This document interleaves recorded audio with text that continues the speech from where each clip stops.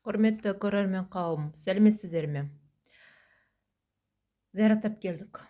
5000 километр жүріп келдік. Соның бәрін есебін бір видеомен жеткізу мүмкін емес. Ол 5-6 сериал болуы мүмкін. Бірінші бөлім, екінші бөлім болып, өте көп дүниелерді жарыққа шығаратын боламыз, көрсетеміз. Видеоның соңында барған жерлеріміз, қандай амалдар жасадық, не істедік, соның барлығын есебін беретін боламын. Бұл өте ұлық істі сізбен біз бірге істедік. Сіздердің ниеттеріңіз өте адал, таза, Құдайды жақсы көріп, өз халқын сүйетін, болашақтан үміті зор, батыр бабаларымыздың еңбегін еш қылмайтын адам екендеріңізді дәлелдедіңіздер. Сонымен мына бір ата жолында Қыдырәлі ағамыз, Қыдырәлі Момбайұлы Тарыбаев, сол кісіге Құдайдан ұлық бір іс түсіп, ата жолы басталып, аққу сұңқарларға жүрек басып, сол әруақ аққу сұңқарлар арқылы үннен пайдаланып, тәнінен және үннен пайдаланып, үнін қатады, сөйлейді. Соны бір сіздерге, осаққа дейін сіздерге дәлелін келтірген жоқ едім. Қазір Қабанбай Батыр баба не айтқаны туралы сіздерге аудио жазбаны сіздерге естіртемін. Соны жақсылап тыңдап, нәтиже шығарыңыз. Бұл туралы, бұл видеомда сіздерге есеп бермеймін. Келесі 2-3 видеодан кейін бұны қайтадан айландырып, қайтадан қойып, әрбір сөзін талдайтын боламыз. Сонымен, ал кеттік. Ұрпақ деп басыма шақырғанда, жағалай жеткен аруақтар төбіме жиналып, жиналыс құрғанда, бақталас болып билікте, шабар манымен тозар болып, билікке талас жүргенде, қылышты ортаға тастадым, соғысты мен бастадым, бақталасқандай болатын, көрінгенге ақшасын сермей, қара пұлдан сыны түсіп, парақорлық пен жемқорлық елімді қаптап тұрғанда, найзамның ұшымен түйреп алам бұл таңда, жақсылықпен жорғалап жетпеді анау басыма, халқым тілеп тілеуді жеткен екен әрине, Құдайдың ана алдында пәрмен түсіп, 7 айдың таңында келер жарлық бар, қолдап алған Төле би, Әйтеке би, Қазыбек би баларын қолдап тұрғанына сәтінде, несіне балам қорқасын, қолдап тұрмын әрқайсыңды, сынап алдым әрқайсыңды, пендешілікке салынып, арқаға шегініп, қорқақтайма деп күтіп едім, ата баба әруағы желеп әрқайсыңды қолдап алды бұл таңда, әулие әмбиің әр төбеде, Құдайдың ана алдында тілеулеріңді тіледі, дүйім жұрт жинала, қара пұлдан садақасын салған анау сәтінде, риза болған әруақ, тон кигізіп бұл таңда, мәртебелеріңді көтеріп, жатқанына сәтінде, мәртебелі төбеде, жиналыс болып бұл таңда, би бабаларың жинала, жоңғарға тойтарысты, тағы берер жайы бар, тек ескерті ұрпақ балалары, айқай шуға баспаңдар, бейбіт ана өмір деп, қолда барда алтынның, қадіріне жетпей жүрген пенде бар, қаралыққа тұнбаңдар, жеке меншік ел емес, қазақ халқына өсиетпенен насихат қалдыр анау жеткенде, дүйім қазақтың жері бұл, найзаның ұшымен, білектің күшімен, алғанына жерімді аманатқа қалдырдым, өсиеттім жер астында қалмасын, ұрпақ бала әрқайсыңды атқа қондырдым. Жон арқаларының қамшыммен сабап алсам, рухтарыңды өсіре ояна жеткізгенде, әрбір пенде баласын түн ортасы болғанда оятып алам. Шырағданың жанып төріңде, әлі де балам тілеуді, тілейсендер түсіңдер, бақталастық болып, елімде тақталастағы бар. Жылаған пенде баласы жыларман болып егіле, қанға боялған тағда түрмеде жатқан пенде бар. Жылай-жылай көздерің ағарып, көрмеді аруақ дейсің бе? Қайғырған аналар қара пұлдың зарын істегенде, иманға бет бұрмай қиналысқа түскені, әрбір пенде баласын найзаменен түртіп, әскерім оятап алар анлау жөні бар. Қорқынышқа салынба, тік тұр отан үшін еліңе, қызметіңді жаса бүгінде. Бақ қарап қыдырдарсын, елім әлі де көшбасшы болады. Мемлекетім деп отанға су құйып түбіне, жоқ-жітікті көбейтіп, ашаршылықты қолдан жасап сендер алмаңдар. Маңдайларыңда жұлдызды жарқыратып берем бұл таңда, қорықпасын деп әрқайсыңа, төктім бата жолдарыңа. Бұл Қабанбай Батыр бабамыздың бізге айтқан үні. Осылай сөйлейді. Бұның бәрі өтірік, шірк десеңіздер, мен сіздермен таласпаймын. Қабанбай Батыр баба осындай сөйледі. Әрі қарай сөзімді жалғастырамыз әңгімемізді. Ешкіммен таласпаймын, ешкіммен төбелеспеймін. Бұл бүкіл Қазақстанға, әрбір қазаққа, 20 миллион ба, 50 миллион ба қазаққа айтылған өсиеті. Сонымен қазақ халқым, әрі қарай әңгімені жалғастырсақ сіздермен. Біз 31-32 әулиеге бардық. Аттарын атап берем. Олжабай Батыр, Машқа Жүсіп ата, Қоңыр әулие. Қоңыр әулие атаның басында тағы бір әулие бар екен, бұдан келеді, ұмытып тұрмын. Егер білсеңіздер, комментария жазып қойыңыздар, мен неме жазып қойын, тізімге кіргізіп қойын. Қари молда Баянбай ата, Тоқтамыс Батыр деген бар екен. Ақтанберді жырау, Қабанбай Батыр, Өмір ата, Ырғызбай әулие, Кеңгірбай би ата, Абай ата, Шәкәрім ата, Ескелді би, Балпық би, Айту би, Жолбарыс би, Қарымбай би, Байтік ата, Көтен тауып ата, Құланбай Батыр, Шапрашты ата, Әлмерек ата, Райымбек ата, Нұрғиса Тілендиев, Түктібай ата, Сүйінбай ата, Сарбай би ата, Жамбыл ата, Қайназар ата, Қыдырәлі әруақ, Қыдырәлі Момбайұлының зияратына бардық. Біздің бұл сапарымыз, әулелер, аталар не істеді қойандай? Бізге сөз бергендей сапарымыз керемет болды. Ғажапқа толы, хикметке толы болды. Батада түскен болатын әскерлер жолды бұлай, не бар ғой, цепление. Сол жақ, оң жағын бәрін цепление қылып тұрамыз. Ешқандай қаралықты, жаман адамдарды, жаман ниеттілерді сендерге кедергі жасамайтын болады деді. Дәл солай болды. Біздің жүрген жерімізде қай жерге барамыз, барлығы мәшинелеріне мініп кет қалады. Үлкен қонақ үйлер біздің қарамағымызда. Жалғыз 3 адам болып бардық. Ерлан Сұңқар, мен және ұлы үшеуміз 3 адам болып бардық. Үшеуміз сол және бізбен еріп барған әулие аталар, және кім садақа салды, кім осы іске атсалысты, кім ниет қылды, кім ниеттес, солардың барлығының ата-бабасы бірге барды. Ұлық Қабанбай Батыр бабаның ұлық керуені болды. Қабанбай Батыр бабаның сүйегі жатқан жер Достық кенті, Жоңғар қақпасының жанында Қабанбай Батыр бабаның сүйегі жерленген. Сол төбеге бүкіл әулиелер жиналды.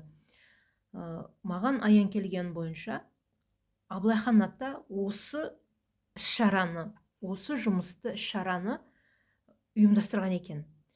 Сол үлкен жорықты, керуенді және үлкен жиналысты Қабанбай Батыр бабаның жатқан жерінде, Жоңғар қақпасының алдындағы төбеде үлкен жиналыс жасапты.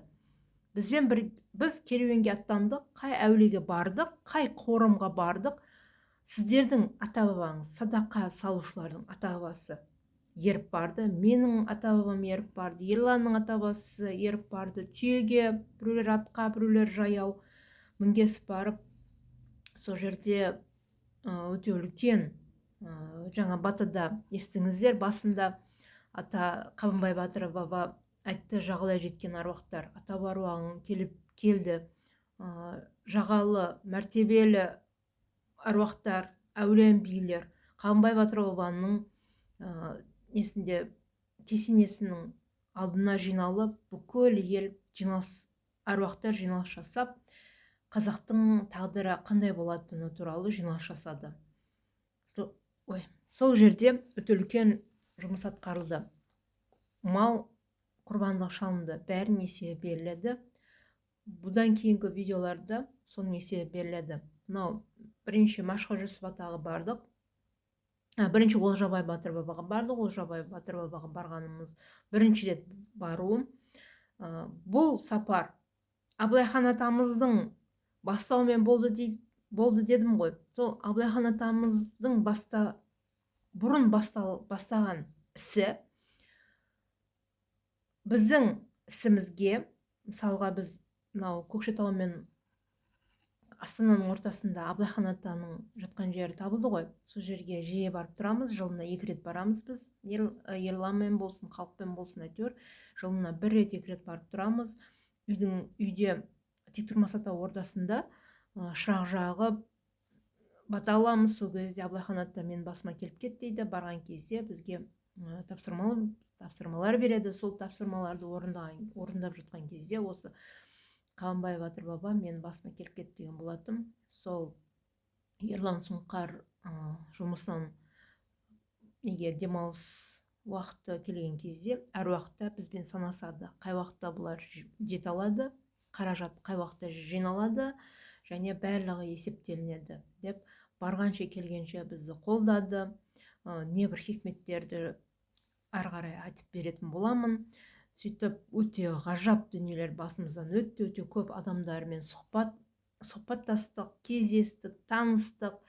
Ірі мал құрбандығы шалынды. Құран арқылы сұрағанда бұқа шалындар деді. 1,5 жылдық бұқаны алдық 450 мыңға.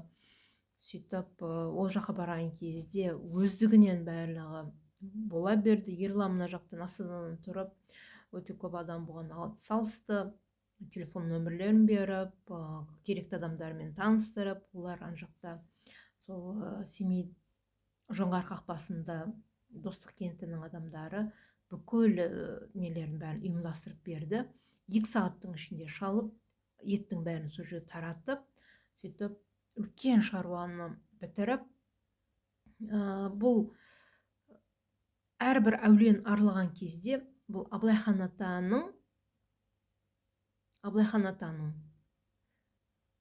сол өмірінде үлкен жұмыс, қазақтың басын біріктіріп, мына жақтан Қалмақты, мына жақтан Жоңғарды қуып шықты ғой. Елімізден кәпір қауымды қуып шықты. Басқа ұлттардың бәрін қуып шықты да, тек қана қазақтың қазығын қағып, бұл мемлекет қазақтың ғана жері деп белгілеп беріп, сол ұлық істі істеген кезде, бұнда да ұлық істі Абылайхан ата бастапты. Мынау біз жолға шықтық қой. Ерлан, мен ойладым, үйден шыққаннан бірден Семей қақпасына, Жоңғар қақпасына бірден барамыз, Қабанбай Батыр бабаға бірден барамыз деп ойлаған болатынмын. Жоқ,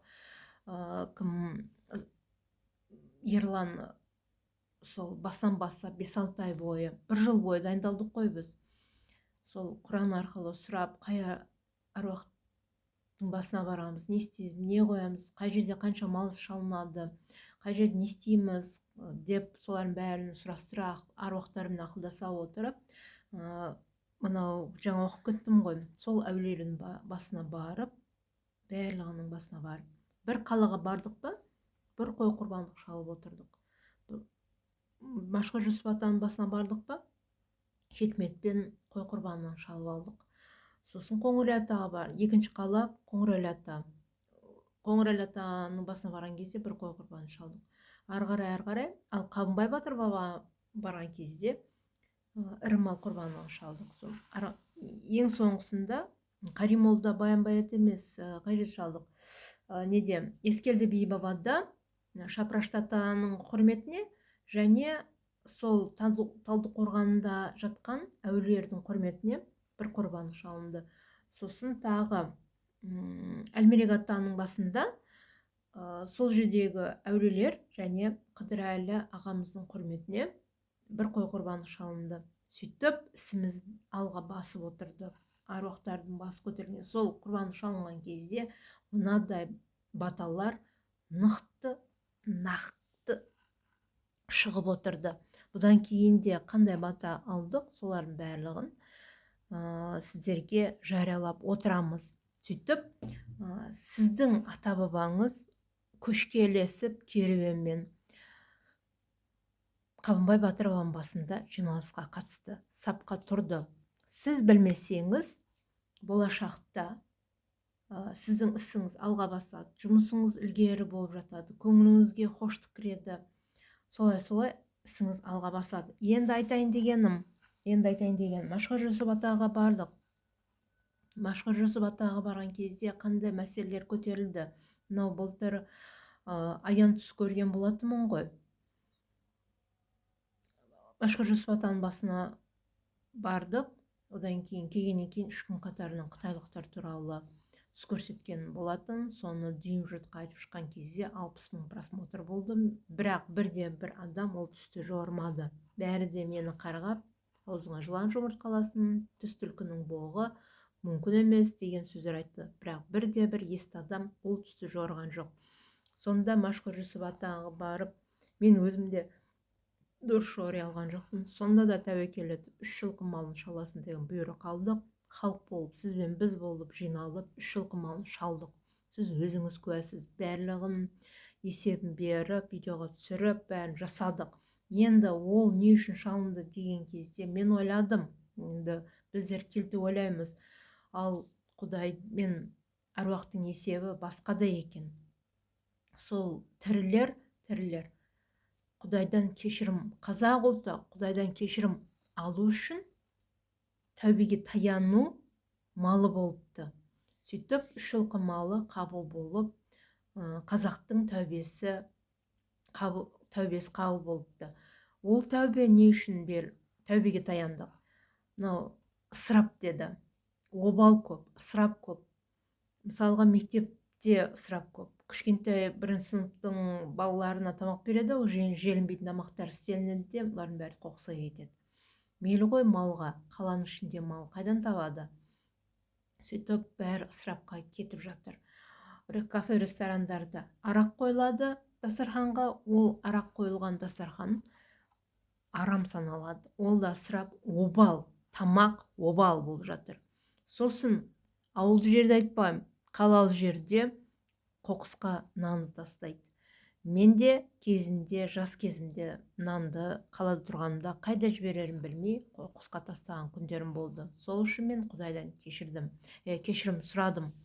Алла өз кешірсін, қателіктерім үшін Құдайдан кешірім сұрадым. Солай миллиондаған халық қалады. Қазір ауылда адам аз. Олар жерге көменді. Не дейді? Қытырлақ нандар жасайды, малына береді, итіне береді. Ысырап жоқтың қасы. Ал қалада ысырап обал өте көп. Соған Алла тағала қаһарланып, Қытайды бастырып, Қытай арқылы қазақты тәубеге таяндырам деген екен. Біз ол пәлекеттен аман шығып, енді тәубеге таянып, мен Қабанбай Батыр бабаға және өте үлкен әулиелерге мен сөз бердім. Қазақ тәубесіне таянады. Енді нанды, тамақты, тағамдарды ысырап етпейді деп сөз беріп келдім. Өтініш халайық. Сөз жерде қалмасын. Өтініш. Нанды ысырап етпеңіздер. Дастарханыңызға арақ қоймаңыздар. Балаларыңызға өсиет айтыңыз. Балалар немерелерге, шөберелерге айтып отырыңыз. Басыңыз жалаңбас, тамақты обал жасамаңыздар. Тырнақты сояуда қылып, тамақтарды обал жасамаңыз. Арам етпеңіз. Арам ет тамақ істедіңіз ба, жан-жағыңыздың барлығын өзіңізге қарсы қоясыз. Сонымен әрі қарай тағы да енді сенбесеңіз Машһүр Жүсіп атаның батасын тыңдаңыз. Ерлан балам, өзіңді тұрғызып бір алайын, бақталастық болып басыңда талайлыны аяқтан шалған пенде баласы қасіретке ұрынып жатқанын ал сезбейсін.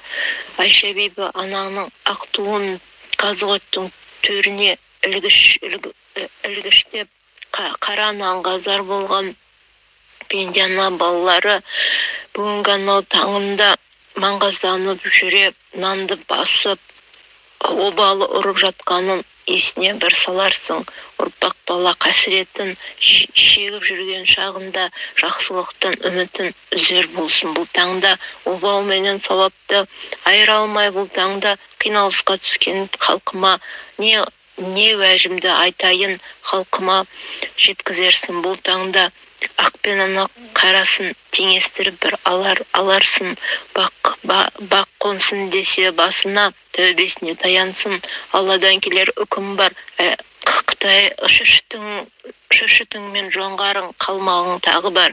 Қолдап алған әруағың әрине ойсыратып жығып анау берер жайы бар. Тек ескерту ұрпағым, халқыңа дұрыс уағызды жеткізерсің. Бұл таңда өздерінің басына қайғы қасіретті төндіріп алғанына кесірі, өздері белшесіне батып тұрған күнәсі, соның ана кесірін жеп анау жатқанын білсін. Бұл таңда таққана таласқан пенде ана балалары ойдым қасіретпен жетер ме екен дерсің ба? Ұрпақ бала, Айша бибі анаңның туының астына әрбір пенде баласы жиналар анау шағы бар. Ұрпақ бала, үш жылдың таңында ерекше өзгеріс отаныма кіреді. Әрбір ана қазақ баласына көзін ашып ата-баба әруағы ұрандатып жетіңдер. Халқының басын жинай бір, Қабанбайдың әруағын көтеремін деген үмітің әлі де орын алады.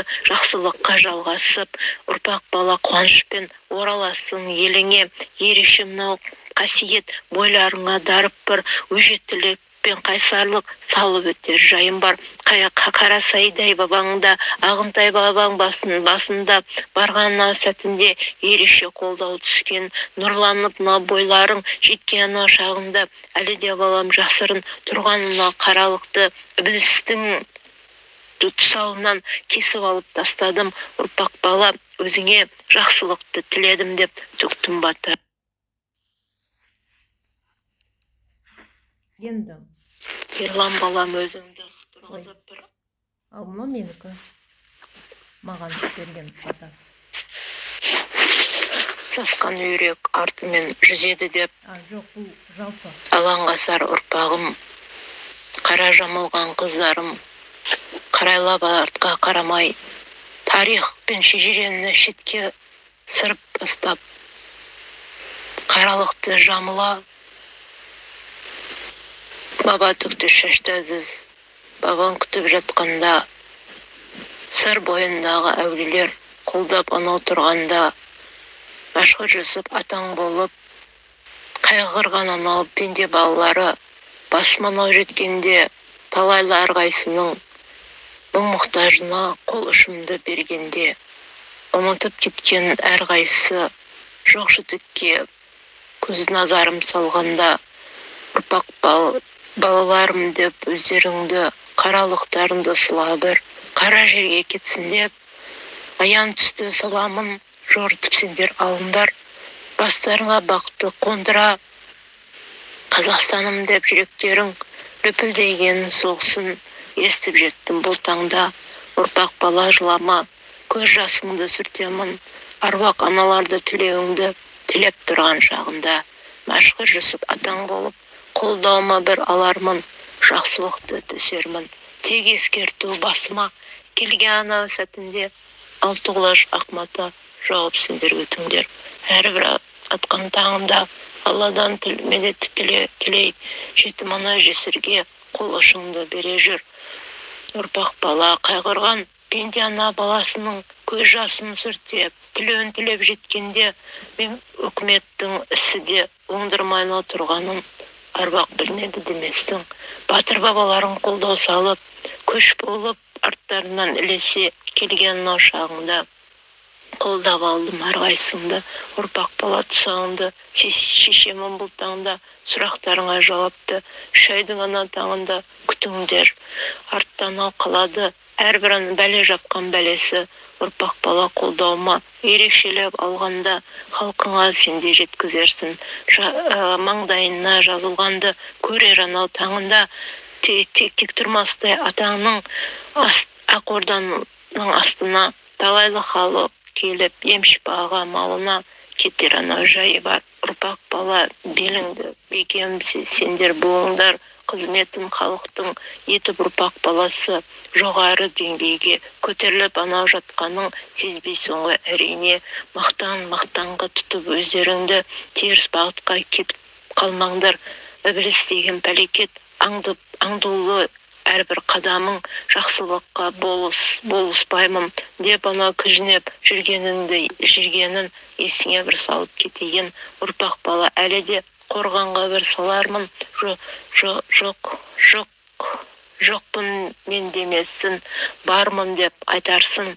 Ұрпақ бала жақсылықтың түбінде қазына анау жатқанын есіңнен шығарма деп төктім бат. Гүлмира аққу қызым деп ақбатаға мала бір машһүрдей жүсіп атаңда қолдауына алып балауса кезіңнен өзіңді қолдап алған әруақтың бір екенді ұмытпа. Ұрпақ бала көкте ата баба әруағы таласып мынау өзіңе жеткіншек шағыңнан талайлы сынға салса да қорғап алған ата баба әруағың қолдау салып өзіңді ақтық жолға салғанда, ұрпақ бала артыңа қарайлама, алға бас. Ақ туын Айша анаңның биігіне көтерерсін. Арыстандай бабаңда Қожа Ахмет Яссауи бабаңды өзіңе ризашылықпен ақбата салып жатқан жайы бар. Ұрпақ бала гүл төсеп өзіңді күтіп жатқан талайлы баба түкті шашты әзіз бар екенін ұмытпа. Ұрпақ бала Қарахан әулие-атаңның бойында белгісі бір бар екенін ұмытпасын. Бұл таңда дінсіздермен соғысып, ұрпақ бала көкдидар сыртынан өзіңде уағызыңды айта бір. Тамсана күтіп өзіңді тыңдап жүрген халық бар. Артқа шегініп қирап сенде қалмағын. Ұрпақ бала белді бекем сенде буғын. Алдыңда тұру талайлы жауың өзіңді ойсыратып құлатам деген ана ниеті жүзеге аспай қирандыға өздері айналып анау кетеді. Қабанбайдай атаңда қолдауын алып өзіңді күтіп жатқан сәтінде дұғай сенде сәлемді салып ұрпақ баласы жеткіншектердің тілеуін тілерсің. Бұл таңда тез жолға түскен талайлы пенде баласына жаның ашы. Бұл таңда егіліп анау жүргенің көрмеді аруақ дейсің бе? Ұрпақ бала басыңа келгеніне қасірет талайлы сылып алып тастаған сәттерінде алдыңда қуаныштарың бар екен. Қой құрбандықты басыма шалғанынан сәттен бастап ұрпақ баласы жолдарыңды айқара ашып мен де берермін. Риза болған әруақ болып ұрпақ баласы ақ тұсауды кесермін. Шүршіттенде жақсылық келер анау жайы бар. Жазайың өзіңе толғанына жақсы жаңалықтарың бар екен. Халқыңменен бірге ауыр ана жүкті көтере келген сәтінде уайым сені баспасын. Ұрпақ бала Құдайдың алдында есебі тұрған есіңнен шығармасын. Бұл таңда бақталас түсіп басыңа аяғына шалған қатын қалашта бармағын тістелеп жүргенін есіңе бір салып кетейін. Ұрпақ бала өзіңе қақпаны салам деп талайлы алып шыққан әруағың қорықпасын. Бұл таңда екі жауырыңа жабысқан қаралықты бұл таңда сылып алдым. Әурпақ қорықпасын. Тағы да артынан ерген ұрпағың сына болып өзіңді жылатып алған сәтінде қорықпасын. Әурпақ басыма жеткізіп берерсің. Сылып өзін ем-шипаға малармын. Ұрпақ бала ірі мал құрбандығыңды шала бір. Шүршіттің тағдыры шешіліп кетер жайы бар. Әлі де балам басыңа талайлана тапсырма келіп ана түсір жайы бар. Үлкен ана жаңалық тұсауы кесіліп жатқанда қорықпа балам, өзі де Құдайың жүр аңдып, қалай мына қазақты жеңіп алармын деген үмітін ұрпақ бала ақылға, даналыққа сала бір халыққа уағызыңды айта жүріп, бастарын біріктіріп жақсылыққа жетелеп мына өзіңде көшбасшы болып жүргенің қатын басыммен деп өзіңді жерге ұрмасын. Бұл таңда көп ұлық ата бабаң өзіңді қолдап тұрған шағында тұмар ханым қатынына басымен Айше бейбі анаңда, домалақ анаңда халықты жетелеп, ақтық жолға салғанда, не істеп алам, қорықтың, белді бекен буарсың, кеудеңді көтер бұл таңда, қаттымын деп ойлама, еркектіңіна бір ісін орындап жүрген шағында, қолдап алам өзіңді, Машқұрт Жүсіп атаң болып, бір қасиетің ашылды деп төктім батар жолыңа. Енді тыңдап көргеніңіздей оңай емес. Осылай әруақ бұл Машқұр Жүсіп ата айтты. Осылай бата беріп, бізге қасиет беріп, жолымызды ашып, халықпен бірге жұмыс атқарып жатқанымыз, бұның барлығы сіздердің еңбектеріңіздің, үміттеріңіздің, ниеттеріңіздің арқасында болып жатқан дүние. Тағы да ескертіп жатырмын. Бәріміз бірге, бір жағадан бас, бір жеңнен қол шығара отырып жұмыс атқардық. Аян түстер келуі мүмкін. 40 күннің ішінде аян түстер келеді. Соны жортыңыздар. Болашағымыз не болатын туралы көрсетеді. Соны мен келгелі, біз келгелі емес. Машқұр Жүсіп атаға бардық. Барған кезде қой құрбаны шалдық. Олар 2-3 күн алдын қалған кезде мен қоңырау шалдым. Қоңырау шалған жоқпын, WhatsApp арқылы хабарласқанымда Балабек шырақшысына. Балабек деген шырақшы болды. Былтыр алып келген болатынмын. Қой құрбандық, малдың бағасы қанша болып жатыр, жатын орын қанша болып жатыр деп сұрағанымда, ештеңе айтпады. Ол жерде мал шалуға болмайды деп кесіп салды. Үйде шалыңдар. Осында келіп, заттарында келіп, ол жерде тамақ пісіріп жесеңдер болады деді. Ал уайым кірді. Халқым қыран тобым бар, тобымда ақылдасып, кейбіреулер айтты, құрбандық шалуға болады деп. Содан жақындаған кезде Қайназар ата оң жағынан белгі салды да айтты. Оны да видеоларда айттым, осы кезде де қайталап айтамын. Ақшамен алып бар деді. Сол жерде қой бар, құрбандық шаласыңдар деді. Тәуекелге басып, ақшаны, қаражатты ақшалай алып барып, 95 мың ба, сондай екен. 90-95 мың видеода анық айтылған. Видео түсіруге болмайды деді. Құраннан басқасын видеоға түсіріп алайық десек болмады. Бірақ мені жүрегімді ауыртқан дүние, шырақшысы да, қасапшысы да шылым шегеді екен. Айтсаң қояды. Сіздер Құдайдың ісін істеп тұрып, неге шайтанға жандарың саттыңдар дедім. Шылым шекпеңіз бұл жерде дедім. Екеуін біреуін таңда деп едім, шылымын тастай қойды. Оған да рахмет. Бірақ біз өте көп шырақшыларды көрдік. Бәрі де бұл керуен ерекше болды. Ешбір шырақшымен біз ашылып сөйлескен емеспіз. Ешбір шырақшы атаның өте аз шырақшы бізге ата туралы мағлұматтар аз берген болатын. Бұнысында өте көп хикметтерге ие болдық, хикметтердің куәсі болдық. Әулиеталардың ұрпағымен кездестік, тірі ұрпағымен кездестік. Олардан нелер алдық, сұхбаттар алдық, кейбіреулерін сұхбатқа алған жоқпыз. Солай өте көп қызықтарға белшемізден батып келдік. Сонымен әрі қарай мына видеоменді қалай болатын білмеймін. Сонда да Машқұр Жүсіп атаға барған, Олжабай атаға барған, Машқұр Жүсіп атаға барған кезімізді әрі қарай жалғастырамыз. Сонымен айтар сөзіміз өте көп. Бізбен бірге болыңыздар. Сапарға аттандық. Құдай қаласа.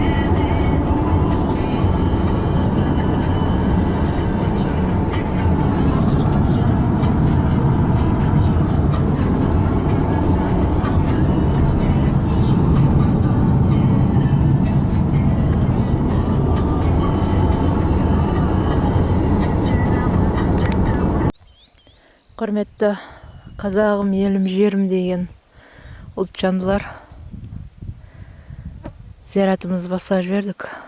Бірінші келген жеріміз, келген атамыз Олжабай Батыр атаның басына келіп отырмыз. Абылайхан атамыздың қолбасшыларының, батырларының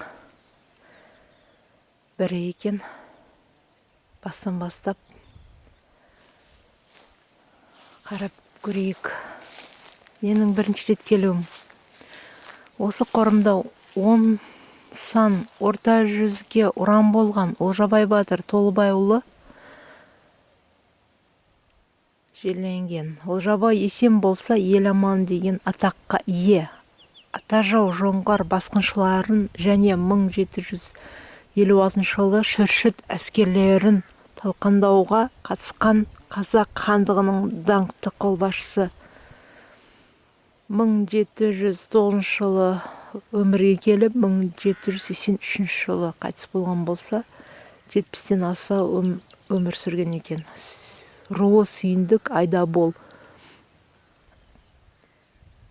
Батыр бабамыздың есімі қазақ халқының мәңгілік есінде тас қойған Айдабол ұрпақтары 2017 жылы салынған кесене екен. Мына жерде ұртоқпақ, найза, қылыш және айбалта, анау жебесі, 5 қаруды түгелдей меңгерген екен. Кесенесі мынау ескерткіштің ар жағында. Көріп тұрсыздар.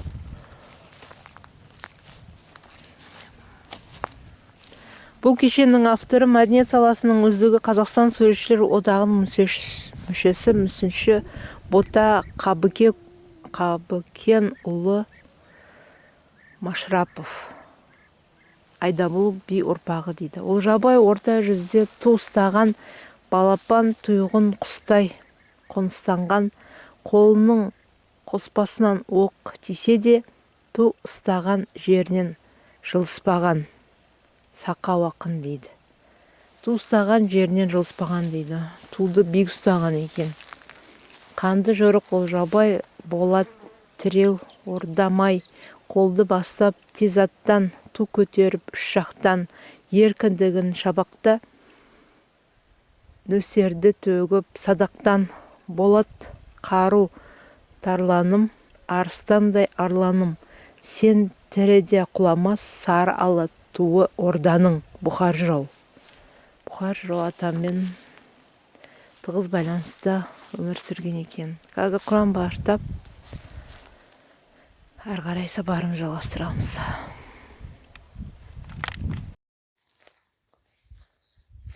Олжабай Батыр. Бес қаруы салынған. Абылайхан атамыздың оң қолы үлкен қолбасшыларының бірі.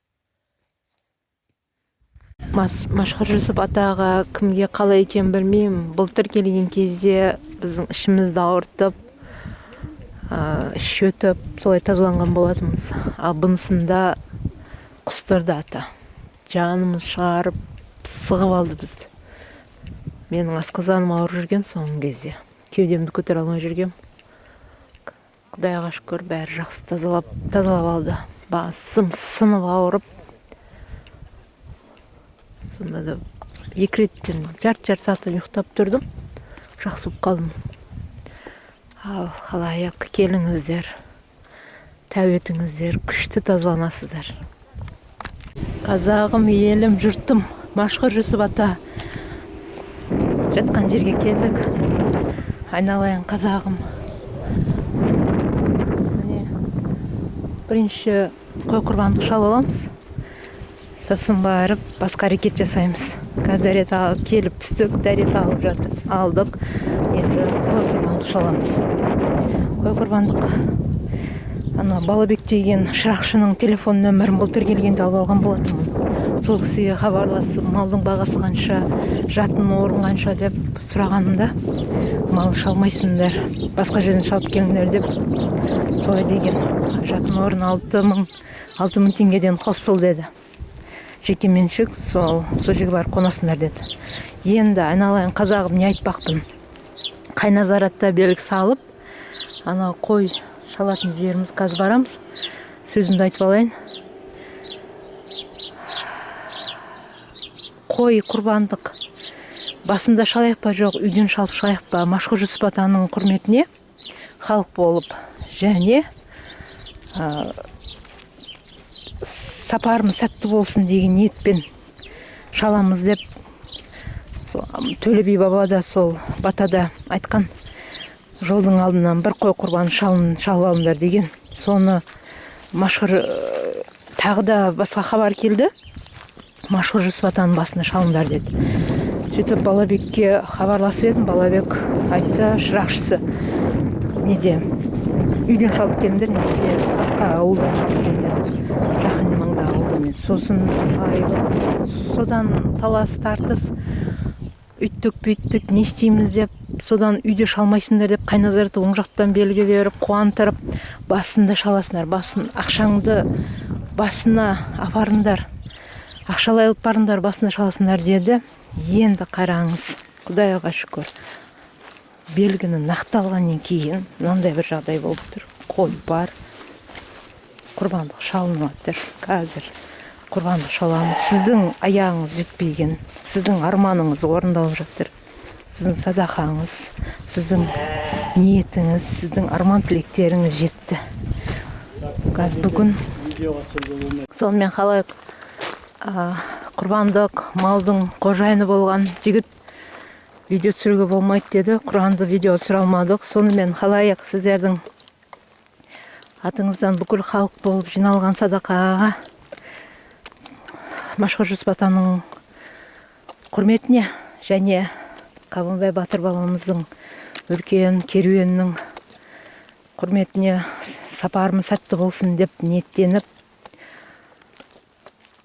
мынау Қазақстан өзгерсін, аруақ көтерілсін, ұры-қарылар жойылсын, жемқорлар жойылсын деген ниетпен құрбандық шалдық. Қабыл алыңыздар. Сіздің жетпеген садақаңыз жетті, сіздің жетпеген аяғыңыз жетті, сіздің ниетіңіз жетті, сіздің арманыңыз жетті.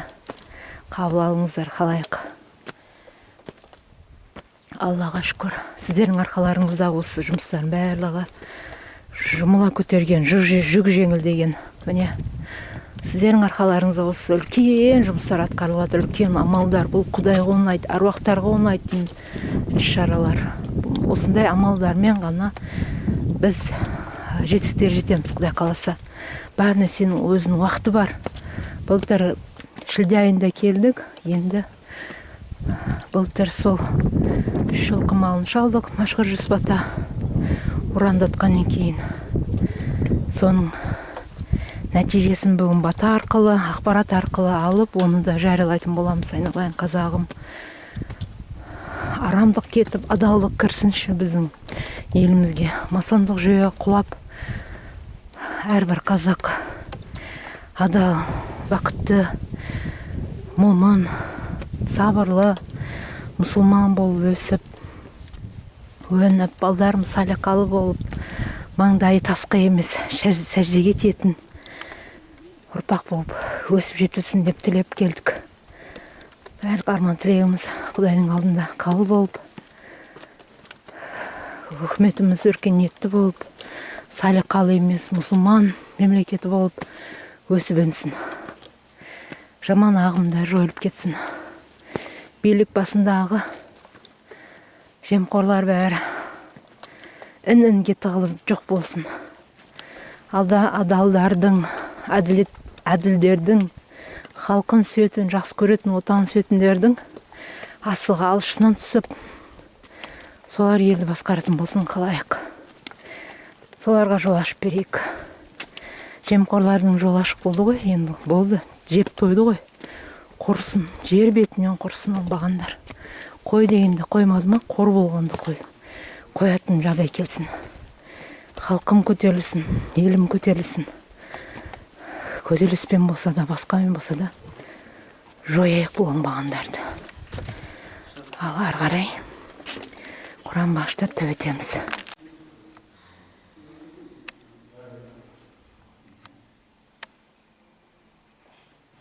Мына жаққа қарай төмен түсіңіздер тәтелер.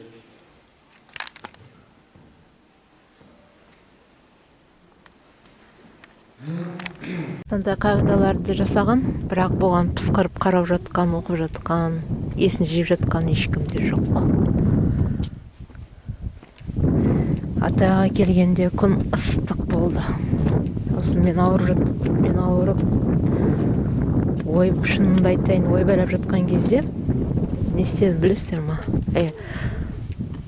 Қатты жел тұрды да, жаңбыр құйды. Солай көрмеген қыздарыңыз жүрген жерінде жаңбырды жаудырып жүретін болды ғой. Құдай қаласа, Аллаға тәубе. Жаңбыр құйып, күн салқын. Әлі күн бату қайда, сағат 6:30. Атаға қайттан келіп, қазір кесенесін 3 рет айланамыз. Ешкімге білдірмей топырағына аунаймыз. Сөйтіп, атаны шақырып батасын алуға әрекет етеміз, Құдай қаласа. Зияреттеріңіз қабыл болсын. Менің бүгін қуанғаным құрбандық шалдық. Шырақшысынан хабарласқан, ойбай құрбандықты басқа шалып келіңдер деп айтқанда жүрегіміз ауырып, Қайназар ата, жоқ шаласыңдар, ақшаңды алып бар деген. Тәуба, шалып алдық. Бұл сіздердің құрбандықтарыңыз, сіздердің арман тілектеріңіз, ниеттеріңіз. Атау бар бізбен бірге, Құдай бізбен бірге. Енді Машғар Жүсіп атадан болашағымыз не болады, қытайлардың мәселесі не болады, соны сұрайық. Ата, қолда, халқыңды қолда, бізді кешір. Бұзылдық. Кешір ата, дұрыс жолға бағытта бізді. Құрметті халайық, отаным, елім деушілер, Машғар Жүсіп атадағы қонақ үй. 2-ші этажы. Осындай 6,000-10 мыңдық бөлмелер бар адам басына. Міне, Машғар Жүсіп атаның музейі, мешіті. Бүгін жексен болса да адам аз келіпті. Қазір далаға шығып бата алуға әрекет етеміз. Өте тамаша. Жабық киініп келіңіздер. Дәретпен. Міне, осындай. Тамаша. Мынау сіздердің қыздарыңыз. Киімін қараңыз. Қалдарыңыз қалай? Жақсы жүріп жатырсыздар ма? Осылай жүреміз. Мынаны тәпішке береді. Киіп жүресіздер. Далаға шығамыз. Бөлмелер. Әжетхана, душевой бар. Алла қаласа. Енді мен қатты ауырып, жаман болдым. Күлтім кетіп. Қатты ауырып, жаман болдым. Нұр төгілді ғой, нұр. Құрбандық шалдық, Құран бағыштадық, Құдай шай жасап, соңынан Құран бағыштадық. Нұр төгілді сосын. Алыс жолдан келгеннен кейін кішкене демалып алайық дедік. Сөйтсем ауырып, ішімізден бәрін төңкеріп тастады. Сөйтіп қазір қайттан жақсы болып қалдық. Қазір далаға шығып шаруа жасаймыз. Кеш болса да кештетіп Машғар атаның құдығына келдік. Қандай тамаша, демі. Кісілер жұмыс істеп жатыр мына жерде. Құдығына келдік. Қазір Құран бағыштап, суынан аламыз, суынан ішеміз. Қандай тамаша. Ғажап.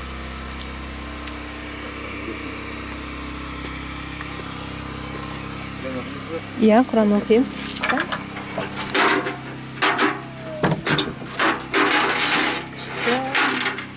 Енді садақа салады екен.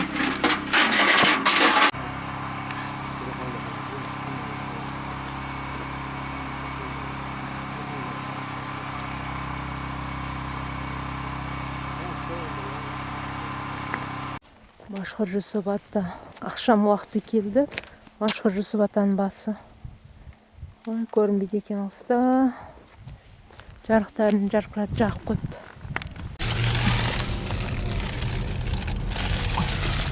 Сонымен халайык таңғы сағат 3 жолға аттанып жатырмыз.